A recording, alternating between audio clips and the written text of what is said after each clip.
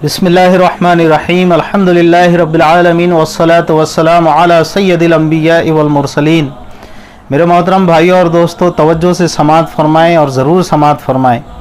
देखिए, इस साल हालात बहुत कशीदा रहे, ख़ास करके अहले मदारिस के लिए। तो क़ुरबानी से मुतालिक जो मसला बयान करना है वो बहुत तवज्जो से समाअत फरमाएँ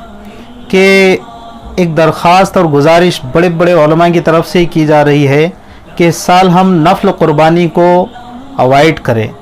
नफल क़ुरबानी को मौकूफ़ करें और इसी तरह महंगी क़ुरबानी को भी मौकूफ़ करें।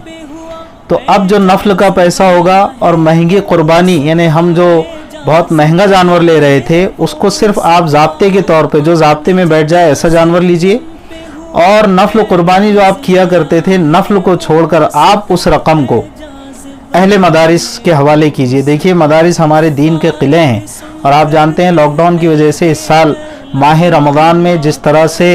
माशी तौर पर अहले मदारिस को जो क्राइसिस फेस करना पड़ी है और पड़ सकती है आइंदा दिनों में भी, और बकरीद के मौके पर ये एक दूसरा मरहला होता है। एक तो रमज़ान का मरहला होता है मदारिस को माशी तौर पे तक़वियत देने का, और दूसरा बकरीद का मरहला होता है मदारिस को माशी तौर पे तक़वियत देने का। इन दोनों मरहलों में पहला मरहला तो बहुत ही कमज़ोर गुजर गया माह रमज़ान का,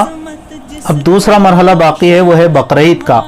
तो बकरीद में भी चमड़ों के ज़रिए से जो आमदनी होती है वो भी इस वक्त बहुत ज़्यादा उसकी तस्वीर साफ़ सुथरी नज़र नहीं आ रही है, वल्लाह ताला आलम। लेकिन हम इतना तो कर सकते हैं ना कि हम जो नफल क़ुरबानी देने जा रहे थे और इसी तरह महंगा जानवर ले रहे थे, मिसाल के तौर पर हम 20,000 वाला, 15,000 वाला, 12,000 वाला जानवर ले रहे थे, तो आप उसके मुकाबले में 8,000 वाला ले लीजिए, कुछ कम कर लीजिए और जहन में ये बिठा लीजिए कि गोया मैंने 12,000 का जानवर लिया, तो अब अगर 8,000 का लिया तो ये जो 4,000 हैं, या आप बराए मेहरबानी हमारी दरख्वास्त है कि आप मदारिस में इसको दीजिए, क्योंकि मदारिस का सबसे बड़ा जो ज़रिया आमदनी होता है वो दो ही होते हैं, एक तो माह रमज़ान ज़कात की वसूली जिस वक्त होती है और दूसरा बकरीद में चिर्म और बकरीद का एक मौका। लिहाजा अगर हम चाहते हैं कि हमारे दीनी मदारिस कायम रहे, ज़िंदा रहे, मजबूत रहे, ये दीन के किले हैं, याद रखें ये हमारे तशख़्ख़ुस की बका का ज़रिया है,